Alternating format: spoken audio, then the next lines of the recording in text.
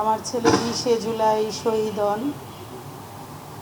20শে জুলাই আন্দোলনে গিয়ে ছাত্রদের পানি, শরবত, কলা, রুটি আমার ছেলে ছাত্রদের পাশে ছিল। আমি মা হয়ে যখন বাধা দেই যে বাবা তুমি তো ছাত্র না, তুমি আর আন্দোলনে যেও না, একটু সতর্ক থাকো, যেহেতু দেশের পরিস্থিতি ভালো না।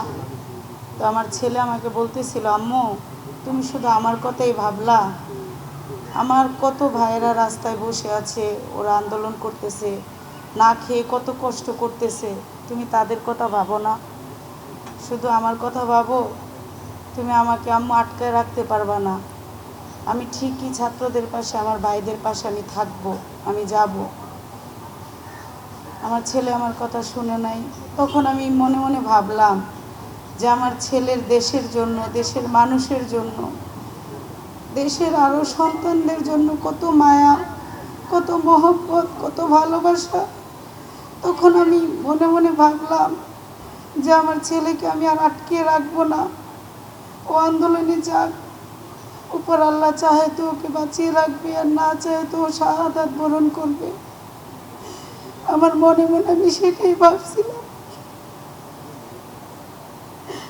তারপর আমার ছেলে আন্দোলনে যায়। 20শে জুলাই আমার ছেলে শহীদ হন।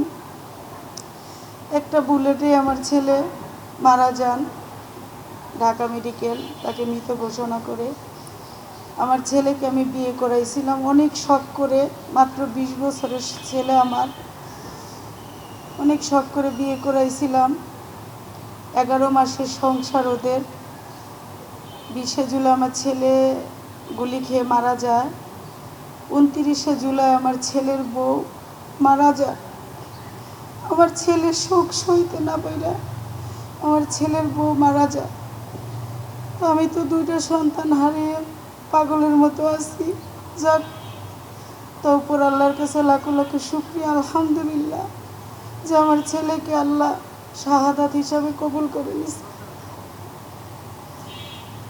এখন সমাজের কাছে, সরকারের কাছে আমার কোনো চাওয়া পাওয়া নাই। আমার চাওয়া শুধু একটাই, যে আমার ছেলে দেশের জন্য জীবন দিল, দেশের জন্য যে জীবন দিল, আরও মায়ের সন্তানরা, আমার আরও ছেলেরা যে জীবন দিল, কেন দিল? এই দেশটা যেন পরিবর্তন হয়, দেশের মানুষ যেন ভালোভাবে চলতে পারে, থাকতে পারে, জুলুম, অত্যাচার, গুম, খুন কোনো কিছু যেন না হয়, স্বাভাবিক থাকে সব কিছু। তো দেশই তো পরিবর্তন হইল না, ওই বৈষম্যই রয়ে গেল। তা আমি চাই যে আমার এক সন্তান জীবন দিছে, শহীদ হয়েছে, আমার আরও সন্তানরা এখনও জীবিত আছে।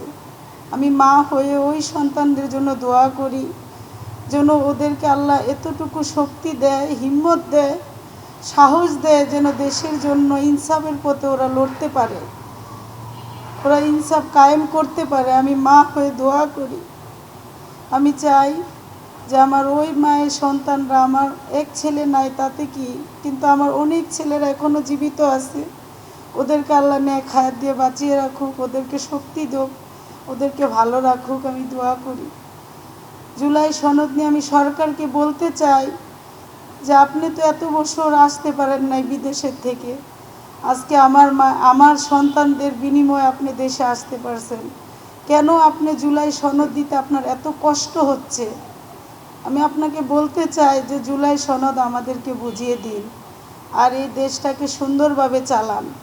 যদি সুন্দরভাবে না চালাতে পারেন, আবার যেখান থেকে আসছেন ওইখানে চলে যান, কারণ আমার ছেলেরা আপনাকে ছাড়বে না। আমার ছেলেরা ঠিকই রাজপথে থাকবে, সাথে আমিও থাকব। আমার এক ছেলে জীবন দিয়েছে, আমিও দিব, আমিও শাহাদাত বরণ করতে চাই, আমিও শহীদ হতে চাই। আমার আরও ছেলেদের পাশে আমি থাকতে চাই।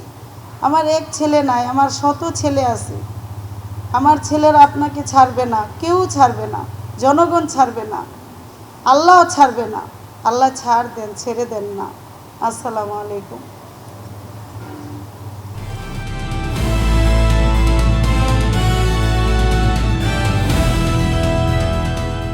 দিনাজপুর টিভি, মানুষের জীবনের কথা বলে।